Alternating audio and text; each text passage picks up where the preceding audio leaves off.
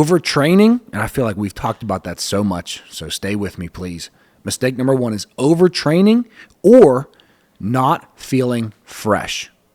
Overtraining or not feeling fresh. So when it comes to vertical jump, you need to feel fresh, especially in season.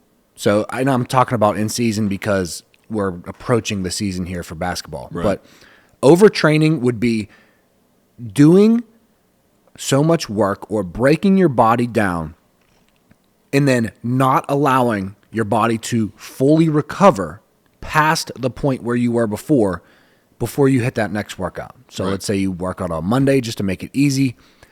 If you work out again before your body is fully recovered, that is considered overtraining.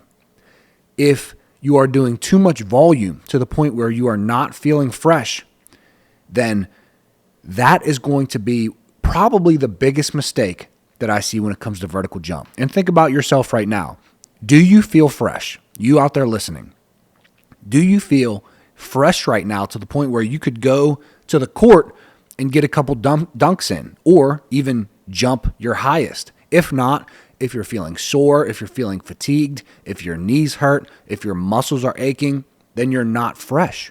So that is probably the biggest mistake that I see is overtraining or not feeling fresh when it comes to vertical jump. You need to be doing high intensity but lower volume to the point where you are forcing your body to adapt, but you are also allowing for enough recovery that your body does adapt and make those gains on your vertical jump. That makes sense. So if you're sore, I mean, just try to do something light, I guess, right? Right. So you're going to get sore from workouts. The more you work out, the less you are going to be sore. Mm-hmm. And from vertical jump workouts, a lot of the times I'm not even sore. Right. Like, I'm really not. Well, you've been doing it for a long time, too. You got to think about that. That's true, but you're also really not going to failure. Like, True. This isn't bodybuilding. Yeah. This is trying to increase your vertical jump. So when you leave a vertical jump workout, you should actually be feeling a little bit bouncy. You should be feeling like, wow, I could probably jump up and get pretty high right now. And there's obviously times where you aren't going to leave the gym and feel super bouncy. Like yesterday, we did a lot of isometric work and eccentric work. We did the slow eccentrics on the slanted board. That type of stuff, you're probably not going to feel as bouncy when you leave the gym. Right. As opposed to if we did some power work, like some high pulls or some hang cleans for 5 sets of 3 reps where we're moving the weight fast, we're doing plyometrics, we're jumping around.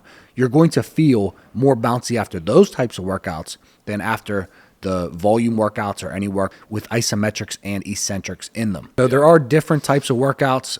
Some you're going to feel more bouncy afterwards than others, but in general, one of the biggest I'm not going to say the biggest, but one of the biggest mistakes that I see when athletes are trying to increase their vertical jump is overtraining, not allowing for enough recovery before you do your next workout, and not feeling fresh. Freshness is key, especially when it comes to in-season training. Gotcha.